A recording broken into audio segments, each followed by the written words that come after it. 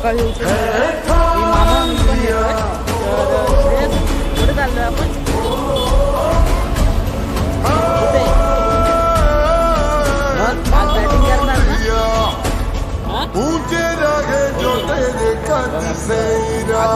free fire वगैरे पण आता तो क्रिकेटमध्ये एवढा